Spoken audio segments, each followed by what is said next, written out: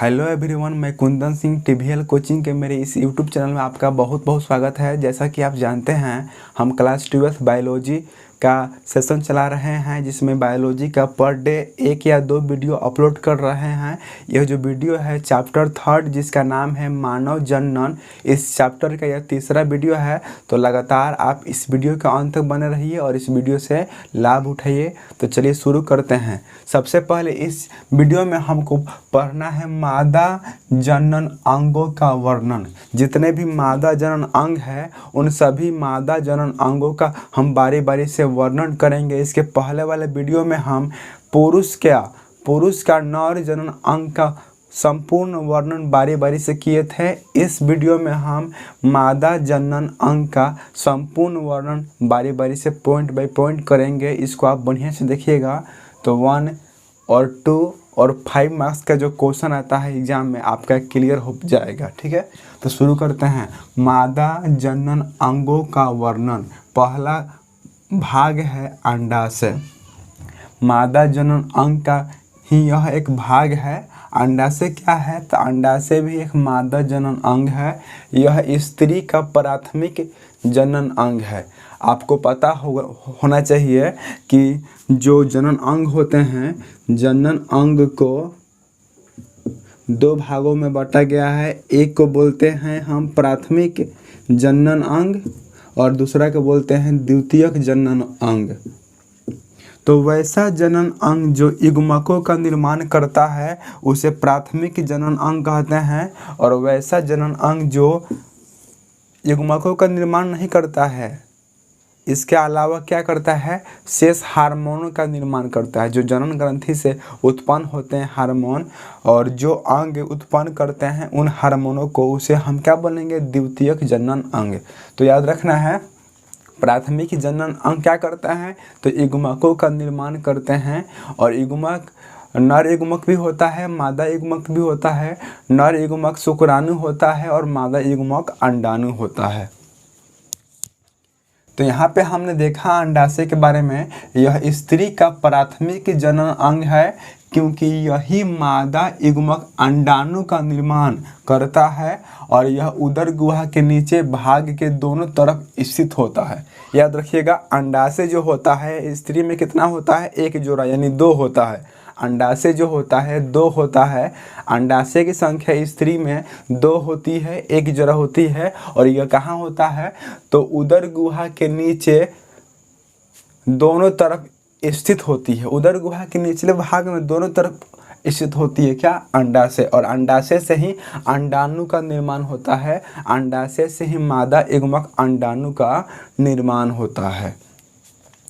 अगला पॉइंट है अंडवाहिनी। इसको हम फैलोपियन नलिका भी कहते हैं। अंडवाहिनी जो नाम है ये थोड़ा कम फेमस है, लेकिन फैलोपियन नाम जो है, फैलोपियन नलिका, ये बहुत फेमस है। तो याद रखिएगा, फैलोपियन नलिका भी क्या है, तो यह भी एक स्त्री का मादा जनन अंग है। फैलोपियन नलिका भी क्या है, मादा जनन अंग है। और हम आपको बता दें कि पुरुष में शुक्र वाहिका को काट कर बांध देना पुरुष नसबंदी कहलाता है, और स्त्री में फैलोपियन नलिका को काट कर बांध देना स्त्री नसबंदी कहलाता है। नसबंदी में क्या होता है, जब हम शुक्र वाहिका काट कर बांध देते हैं तो शुक्राणु का आवागमन नहीं हो पाता है, जिसके कारण जनन की प्रक्रिया जो होती है रुक जाती है। शुक्र जनन की जो प्रक्रिया होती है वह रुक जाती है। उसी तरह यदि हम स्त्री में फैलोपियन नलिका को काट कर बांध दें तो उसमें भी अंडाणु का निर्माण नहीं हो पाएगा, अंड जनन नहीं हो पाएगा, इस तरह निषेचन भी नहीं हो पाएगा। ठीक है, तो इस तरह हम अंडवाहिनी के बारे में देखते हैं। इसकी लंबाई 10 से 12 सेंटीमीटर होती है। याद रखिएगा, जो अंडवाहिनी है जिसे हम फैलोपियन नलिका भी कहते हैं, इसकी लंबाई कितनी होती है, 10 से 12 सेंटीमीटर। और इसी नली से अंडाणु योनि में जाता है। ठीक है, मतलब इसी नली से यानी फैलोपियन नली से ही अंडाणु जो होता है योनि में जाता है, और फैलोपियन नलिका को काटकर बांधना ही स्त्री नसबंदी कहलाता है, जैसा कि हमने आपको अभी बताया। ठीक है, अगला है गर्भाशय। गर्भाशय भी जो है ना स्त्री का मादा जनन अंग है। गर्भाशय भी मादा जनन अंग है और गर्भाशय को हम बच्चादानी भी कहते हैं। और स्त्री में गर्भाशय की संख्या एक ही होती है। यदि गर्भाशय को बाहर निकाल दिया जाए तो वह स्त्री उसके बाद कभी भी संतान को जन्म नहीं दे सकती है। कृत्रिम रूप से हम यदि गर्भाशय फिट करते हैं परखनली शिशु के द्वारा, टेस्ट ट्यूब बेबी के द्वारा, तो कृत्रिम रूप से वो बच्चों को जन्म दे सकती है, लेकिन प्राकृतिक रूप से नहीं दे सकती है। तो गर्भाशय के बारे में देखेंगे। प्रत्येक स्त्री में एक ही गर्भाशय होता है। प्रत्येक स्त्री में क्या होता है? गर्भाशय एक ही होता है। याद रखिएगा, अंडाशय 2 होता है, अंडवाहिनी की संख्या नहीं है और गर्भाशय की भी संख्या 1 है। ठीक है, प्रत्येक स्त्री में एक ही गर्भाशय होता है। इसे बच्चादानी भी कहते हैं। गर्भाशय को हम बच्चादानी भी कहते हैं क्योंकि गर्भाशय के अंदर ही शिशु का निर्माण होता है, शिशु का पालन पोषण होता है। प्रत्येक स्त्री में एक ही गर्भाशय होता है, इसे बच्चादानी भी कहते हैं। इसका आकार उल्टी नाशपाती की तरह होता है। याद रखिएगा, पुरुष में शीशन का आकार जो होता है वह सीधी नाशपाती की तरह होता है, लेकिन स्त्री में जो गर्भाशय का जो आकार होता है वह उल्टी नाशपाती की तरह होता है। इस बात को आपको याद रखना पड़ेगा। पुरुष में शीशन का आकार जो होता है वह सीधी नाशपाती की तरह होता है और स्त्री में गर्भाशय जो होता है वह उल्टी नाशपाती की तरह होता है। नाशपाती एक सेब की तरह ही फल है जो खट्टा मीठा भी लगता है, नमक के साथ अच्छा लगता है। गर्भाशय एक गिरवा द्वारा योनि में खुलता है। याद रखना है आपको, गर्भाशय जो होता है एक गिरवा द्वारा योनि में खुलता है। ठीक है, चौथा भाग का नाम है बाह्य जननेंद्रिया। बाह्य जननेंद्रिया, इसके अंतर्गत स्त्री का बाहरी जनन अंग आता है। बाह्य जननेंद्रिया के द्वारा क्या होता है? स्त्री का बाहरी जनन अंग होता है जो किशोरावस्था के बाद क्या होता है? परिपक्व होता है। उसमें कई तरह के बदलाव होते हैं। ठीक है, और हमारे शरीर में ऊपरी तौर पर भी काफ़ी सारे बदलाव देखने को मिलते हैं, जैसे में हल्का हल्का दाढ़ी मूंछ का बाहर निकलना, थोड़ा सा ये गला, थोड़ा सा ट्रेकिया बाहर आना, ट्रेकिया इसको बोलते हैं, थोड़ा सा बाहर हो जाता है। पुरुषों में आवाज़ का भारी होना, स्त्री में भारी नहीं होता है लेकिन पुरुषों में होता है। बहुत सारे बदलाव जो होते हैं किशोरावस्था में होते हैं और उसी अवस्था में बाह्य जननेंद्रियों का निर्माण होता है। बाहरी जनन अंग जो होते हैं विकसित होते हैं। पांचवा है स्तन ग्रंथियाँ। स्तन ग्रंथि भी जो है ना स्त्री का मादा जनन अंग है। स्तन ग्रंथियाँ जो है स्त्री का मादा जनन अंग है और यह जो है ना इसी से दूध का निर्माण होता है। मतलब स्तन जो होता है, स्तन जो होता है, स्तन में ना बहुत सारी पुटिका होती है और वही पुटिका से क्या होता है? दूध निकलता है। अब दूध कब निकलता है? प्रसव के बाद। प्रसव का मतलब जब कि माँ अपने संतान को जन्म देती है, उसी को हम प्रसव कहते हैं। और उसके बाद वो माँ जो होती है दूध देना शुरू कर देती है, अपने बच्चों को स्तनपान कराना शुरू कर देती है।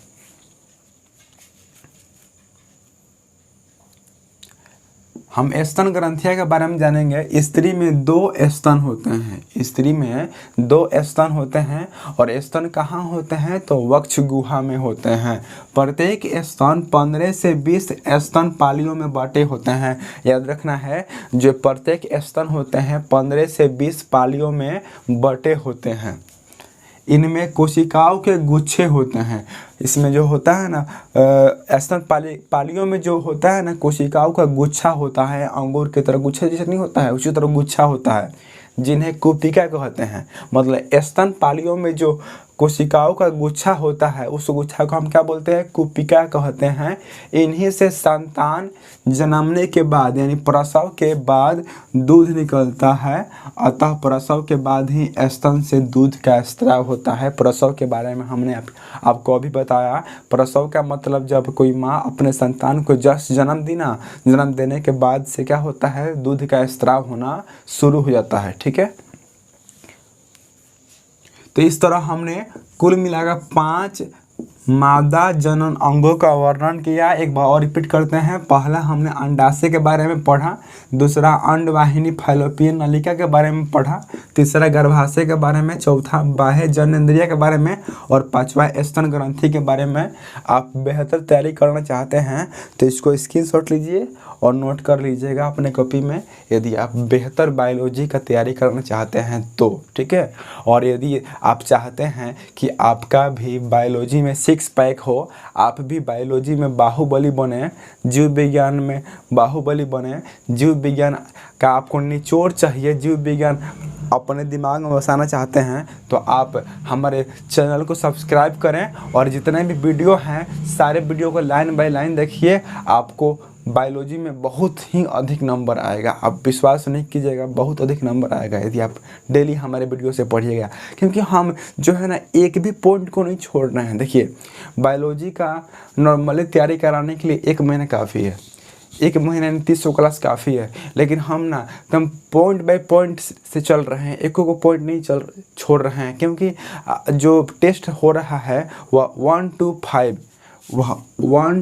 5 के रूप में हो रहा है। यानी 1 नंबरीय सवाल आ रहा है, 2 नंबरीय सवाल आ रहा है और 5 नंबरीय सवाल आ रहा है। तो यदि आप 2 नंबर और 5 नंबर की तैयारी करना चाहते हैं तो उसके लिए 1 महीना काफ़ी है। लेकिन यदि आप 1 नंबर की तैयारी करना चाहते हैं तो इसके लिए आपको बायोलॉजी को लाइन बाय लाइन से पढ़ना होगा, क्योंकि ऑब्जेक्टिव का कोई माई बाप नहीं है, कोई ठिकाना नहीं है, कहीं से भी आ जा रहा है ऑब्जेक्टिव क्वेश्चन। तो आपको ऑब्जेक्टिव क्वेश्चन को सॉल्व करने के लिए आपको लाइन बाय लाइन से पढ़ना पड़ेगा, क्योंकि ऑब्जेक्टिव भी 50% का है। पता है ना आपको, जितना मार्क्स मिलेगा 2 नंबर 5 नंबर वाले सवाल में उतना ही 1 नंबर वाला सवाल में मिलेगा। ठीक है, 50% ऑब्जेक्टिव है और 50% सब्जेक्टिव है, इसलिए आपको लाइन बाय लाइन पढ़ना होगा। ठीक है, तो इस तरह हम अगला क्वेश्चन देखते हैं कि अंडाशय की सूक्ष्मदर्शीय संरचना का वर्णन करें। हम अंडाशय के बारे में अभी शॉर्ट में यहाँ पे 2 लाइन देखे थे कि यह स्त्री का प्राथमिक जनन अंग है, और क्योंकि यही मादा युग्मक यानी अंडाणु का निर्माण करता है। यह उदर गुहा के नीचे भाग में दोनों तरफ स्थित होता है, लेकिन यहाँ पे हम अंडाशय का संपूर्ण वर्णन करेंगे। ठीक है, तो ध्यान से सुनिए। अंडाशय से मादा युग्मक अंडाणु का निर्माण होता है। याद रखिएगा, अंडाशय से मादा युग्मक अंडाणु का निर्माण होता है और शुक्राशय से नर युग्मक शुक्राणु का निर्माण होता है। अंडाशय से मादा युग्मक अंडाणु का निर्माण होता है, अतः अंडाशय प्राथमिक जनन अंग है। यदि अंडाशय से मादा युग्मक का निर्माण नहीं होता, हार्मोन का निर्माण होता, तो हम अंडाशय को द्वितीयक जनन अंग कहते हैं, लेकिन इससे युग्मक का निर्माण हो रहा है, इसलिए इसको हम प्राथमिक जनन अंग कहेंगे। यह एक जोड़ा होता है। अंडाशय जो होता है एक जोड़ा होता है, 2 इसकी संख्या होती है। प्रत्येक अंडाशय का बाहरी परत सल्की या घनाकार उपकला ऊतक का बना होता है, जिसे जननिक उपकला ऊतक भी कहते हैं। इसके पहले वाले वीडियो में जननिक उपकला का संपूर्ण अध्ययन कराए थे, हम इसका पार्ट्स भी देखे थे, लाइन बाय लाइन से सभी के बारे में पढ़े थे। एक वयस्क स्त्री के दोनों अंडाशयों में लगभग 1,20,000 से 1,60,000 पुटिका पाई जाती है। ध्यान से सुनिए, एक वयस्क का मतलब क्या है? एडल्ट, यानी किशोरावस्था में वो स्त्री आ गई है, वो पूर्ण रूप से जनन ग्रंथि उसके शरीर में विकसित हो गई है। वैसी स्त्री जिसके शरीर में संपूर्ण रूप से जनन ग्रंथि विकसित हो गई है, यानी वह किशोरावस्था को पार करने वाली है। ठीक है, एक वयस्क स्त्री के दोनों अंडाशयों में लगभग 1,20,000 से 1,60,000 पुटिका पाई जाती है, लेकिन इनमें से केवल 450 ही पूरे प्रजनन काल में वयस्क होते हैं, एडल्ट होते हैं। ऐसे तो 1,20,000 से 1,60,000 इनकी संख्या है, लेकिन ये जो होते हैं इनमें से मात्र 450 ही क्या होते हैं, जनन की प्रक्रिया में तैयार होते हैं, भाग लेते हैं, शेष अपने से ही नष्ट हो जाते हैं। जितनी पुटिका है उसमें से 4.5 जो है भाग लेती है और बाकी सभी पुटिका अपने आप खुद ब खुद नष्ट होने लगती है और नष्ट हो जाती है।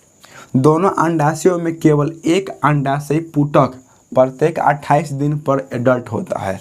प्रत्येक 28 दिन पर एडल्ट होता है। इसलिए मासिक चक्र जो है, मासिक स्राव जो है उसका भी दिन कितना है, 28 दिन। 28 दिन के बाद क्या होता है, मासिक स्राव होता है। इस तरह आगे हम जानेंगे युग्मक जनन के बारे में। युग्मक जनन हम जानते हैं कि मनुष्य में नर युग्मक को शुक्राणु कहते हैं और मादा युग्मक को अंडाणु कहते हैं। शुक्राणु का निर्माण शुक्राशय से होता है और अंडाणु का निर्माण अंडाशय से होता है। लेकिन यहाँ पे हमको पढ़ना है युग्मक जनन क्या है। युग्मक जनन क्या है तो ध्यान से सुनिए। किशोरावस्था के बाद, किशोरावस्था के दौरान या बाद किशोरावस्था के दौरान जनन अंगों में युग्मकों का निर्माण होना ही युग्मक जनन कहलाता है। शॉर्ट में आप इस तरह भी बोल सकते हैं, युग्मकों का निर्माण होना ही युग्मक जनन कहलाता है। और युग्मक जनन को मुख्य रूप से 2 भागों में बांटा गया है। फर्स्ट में है शुक्र जनन और सेकंड में है अंड जनन। तो शुक्राणु का निर्माण होगा तो उसे हम शुक्र जनन कहेंगे और अंडाणु का निर्माण होगा तो उसे हम अंड जनन कहेंगे। ठीक है, तो इस तरह हम इस वीडियो को यहीं ख़त्म करते हैं। यदि आप इसका अगला पार्ट देखना चाहते हैं, यदि आप इसका अगला भाग देखना चाहते हैं तो कमेंट बॉक्स में कमेंट कीजिए। हम आपके लिए बहुत जल्दी ही इसका अगला भाग लाएंगे और आपके 12th क्लास के बायोलॉजी का पूरा संपूर्ण अध्ययन हम कराएंगे। आपको टेंशन लेने की आवश्यकता नहीं है। आप बढ़िया से सिर्फ पढ़िए, हमारे बताए हुए राहों पे चलिए, आपको सफलता अवश्य मिलेगी। तो मिलते हैं अगले वीडियो में। तब तक के लिए नमस्कार, जय हिंद।